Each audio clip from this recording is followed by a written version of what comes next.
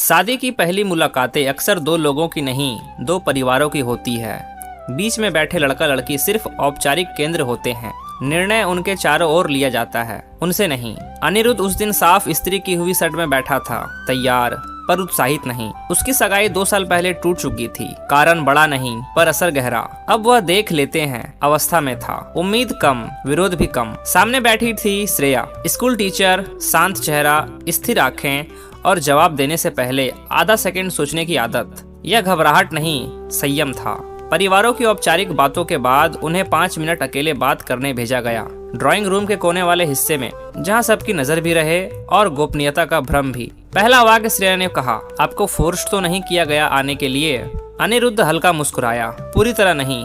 आपको? मुझे विकल्प दिया गया, पर सीमित। उसने साफ कहा। यह ईमानदार शुरुआत थी, सुरक्षित नहीं, सच्ची।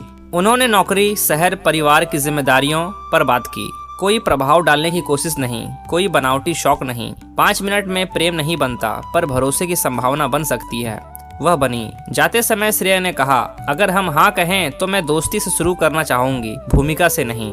अनिरुद्ध ने जवाब दिया, मैं भी अभिनय नहीं कर पाऊंगा। धीमा, ठीक है। 2 हफ्ते बाद रिश्ता तय हो गया। प्रेम तय नहीं हुआ था, पर अवसर तय हो गया था। शादी सादगी से हुई, बिना ज्यादा शोर, बिना बड़े वादे के। तस्वीरों में दोनों साथ अच्छे लग रहे थे, पर भीतर दोनों जानते थे यह साथ अभी औपचारिक है, आत्मीय नहीं। शादी के बाद का पहला महीना सबसे कठिन होता है, क्योंकि समाज मान लेता है कि रिश्ता बन गया, जबकि सच में रिश्ता बनना शुरू भी नहीं हुआ होता। अनिरुद्ध और श्रेया ने यही महीना सावधानी से जिया, जैसे 2 लोग एक ही घर में किराएदार हों, पर सम्मान वाले। वे एक ही कमरे में रहते, पर दिनचर्या अलग थी। अनिरुद्ध देर तक काम करता, लैपटॉप पर लगा रहता। श्रेया सुबह जल्दी उठती, स्कूल जाती, शाम को कॉपियां जांचती। बातचीत विनम्र थी, खाना खा लिया, थक गए होगे, पानी रख दिया है। देखभाल मौजूद थी, अपनापन अभी निर्णय में था। दोनों ने अनकहा समझौता किया, जल्दी नहीं करेंगे। संघर्ष छोटा शुरू हुआ, पर असरदार। एक रात परिवार के सामने किसी ने मजाक में कहा, अब तो अनिरुद्ध की चाय भी श्रेया ही बनाएगी रोज। श्रेया मुस्कुराई, पर चुप रही। बाद में कमरे में उसने सीधे कहा, मैं चाय बना सकती हूँ, पर भूमिका से नहीं, इच्छा से। स्वर कठोर नहीं, स्पष्ट था। अनिरुद्ध ने तुरंत कहा, और मैं खुद बना सकता हूँ, आदत से। यह छोटा संवाद था, पर सीमा तय करने वाला। सम्मान की नींव अक्सर ऐसी ही लगती है। धीरे धीरे उन्होंने एक नियम बनाया, रात का खाना साथ खाएंगे, चाहे देर हो। वही उनका डेली मीटिंग पॉइंट बना। वहीं दिन की बातें खुलने लगी। श्रेया अपने स्कूल के बच्चों की कहानियां बताती, शरारतें, सवाल, संघर्ष। अनिरुद्ध अपने ऑफिस की उलझने, डेडलाइंस, पॉलिटिक्स, दबाव। साझा सुनना शुरू हुआ, सलाह दिए गए। एक शाम बिजली चली गई, इन्वर्टर भी जवाब दे गया। गर्मी, अंधेरा और चुप्पी। वे बालकनी में बैठ गए। पहली बार लंबी निजी बात हुई। अनिरुद्ध ने अपने टूटे रिश्ते के बारे में बताया, कैसे विश्वास अचानक खत्म हुआ। श्रेया ने कहा, मैंने कभी प्रेम संबंध नहीं जिया, पर डर जरूर जिया है, गलत व्यक्ति चुनने का। यह स्वीकार उन्हें बराबरी पर ले आया, अनुभव में नहीं, संवेदनशील में। उस रात पहली बार चुप्पी असहज नहीं लगी। प्रेम अभी नहीं था, पर सुरक्षित जगह बन रही थी। दूसरे महीने के बाद घर वही रहा, लोग वही रहे, पर उनके बीच की हवा बदलने लगी। औपचारिकता धीरे धीरे आदत में, और आदत सहजता में बदल रही थी। अब वे एक दूसरे की दिनचर्या जानने लगे थे, बिना पूछे। अनिरुद्ध को पता था कि श्रेया बुधवार को ज्यादा थकती है, क्योंकि उस दिन उसकी लगातार 5 क्लास होती है। श्रेया को पता था कि महीनों के आखिरी हफ्ते अनिरुद्ध देर से लौटता है, रिपोर्ट्स और क्लोजिंग वर्क की वजह से। देखभाल अब पूछताछ नहीं, देखकर होने लगी। एक शाम श्रेया तेज बुखार में भी स्कूल चली गई।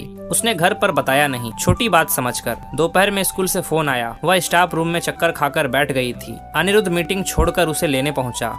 रास्ते भर उसने डांटा नहीं, बस पानी पकड़ाया, ऑटो धीमे चलवाया और घर पहुंचकर खुद दवा दी। श्रेया ने बिस्तर पर लेटे लेटे कहा, आपको काम था, आना नहीं चाहिए था।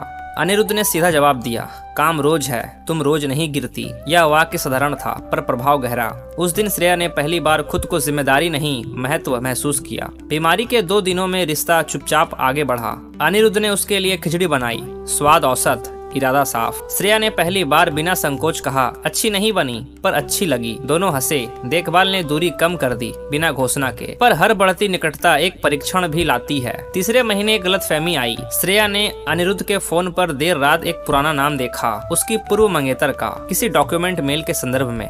उसने कुछ नहीं कहा पर भीतर खिंच गई। बातचीत कम हो गई, स्वर बदल गया। अनिरुद्ध ने नोटिस किया। उसने दबाव नहीं डाला पर पूछा, कुछ बदला है क्या? श्रेया ने टाल दिया, नहीं। यह उसका पहला असंतुलन था जहां सच रुका।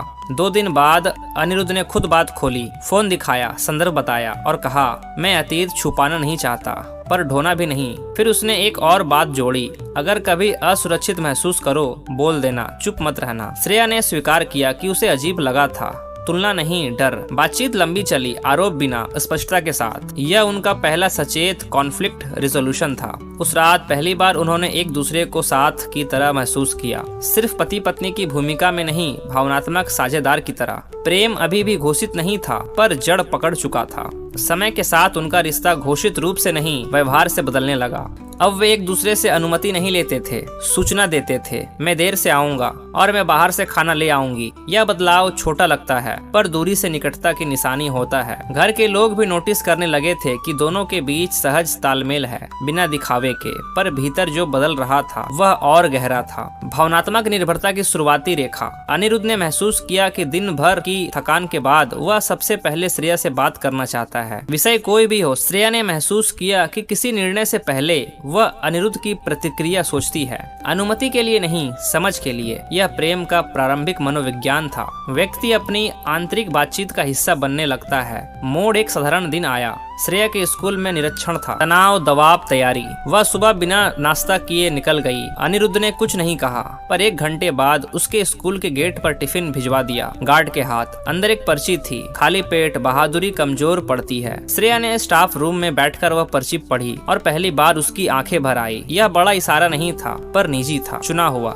ध्यान से किया गया। उसी शाम उसने अनिरुद्ध से कहा, आप केयर बहुत क्वाइटली करते हैं। अनिरुद्ध ने हल्का जवाब दिया, शोर से की गई केयर भरोसेमंद नहीं लगती मुझे। बात वहीं खत्म हो सकती थी पर नहीं हुई। श्रेया ने आगे कहा, मुझे अब घर लौटना अच्छा लगता है। यह स्वीकार रुकती थी, सीधे प्रेम नहीं पर उसकी दिशा। कुछ दिनों बाद परिवार ने दबाव डाला, अब आगे की प्लानिंग करो, बड़ा घर, बच्चे, फ्यूचर। यह सामान्य सामाजिक क्रम था पर भावनात्मक रूप से जल्दी। कमरे में आकर श्रेया ने साफ कहा, मैं जल्दबाजी नहीं चाहती, रिश्ता अभी बढ़ रहा है। अनिरुद्ध ने बिना बहस के कहा, तो हम अपनी गति से चलेंगे। यह सार्वजनिक पक्ष लेना था, शांत पर निर्णायक। उस दिन श्रेया का भरोसा अस्थायी स्तर पर बैठ गया।